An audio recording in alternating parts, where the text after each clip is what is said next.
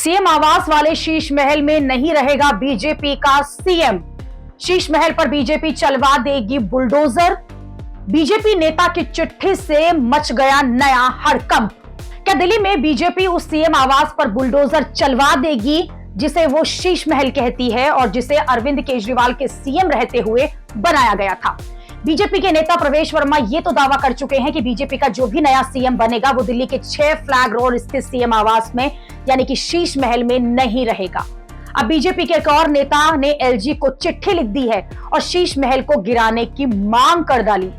Delhi BJP के वरिष्ठ नेता विजेंद्र गुप्ता ने दिल्ली के एलजी को चिट्ठी लिखी है और यह मांग की है कि शीश महल को गिरा दिया जाए, सीएम आवास जैसे पहले था वैसे कर दिया जाए। विजेंद्र गुप्ता का दावा है कि अरविंद केजरीवाल ने अपने सीएम आवास के आसपास की सरकारी जमीन भी हड़प ली थी और अवैध रूप से सरकारी आवास के एरिया को 10,000 वर्ग मीटर से बढ़ाकर 50,000 वर्ग मीटर कर लिया था।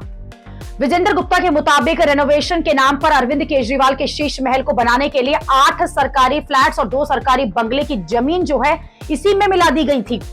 विजेंद्र गुप्ता अब ये कह रहे हैं कि ये सारा अतिक्रमण जो है वो हटाया जाए और सीएम आवास पहले की तरह सामान्य बंगले में तब्दील कर दिया जाए। इसके अलावा वो ये भी मांग कर रहे हैं कि जिन भी लोगों ने इस अवैध निर्माण को किया है या करवाया है उन पर कड़ा एक्शन हो। विजेंद्र गुप्ता ने इस मामले में चल रही जांच में भी तेजी लाने की मांग की है, यानी अरविंद केजरीवाल पर एक और नई मुसीबत आने वाली है।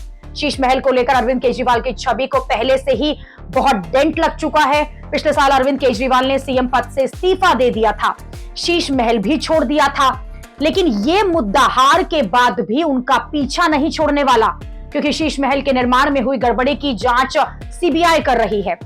इसलिए हो सकता है कि भविष्य में कभी भी अरविंद केजरीवाल पर कानूनी शिकंजा जो है वो कसा जाए। बीजेपी तो यह भी कह रही है कि शीश महल को टूरिस्ट स्पॉट बना देगी और लोगों को दिखाएगी कि आम आदमी पार्टी के सीएम कैसे महलों में रहता था। यानी बीजेपी अभी इस मुद्दे को और भुनाएगी।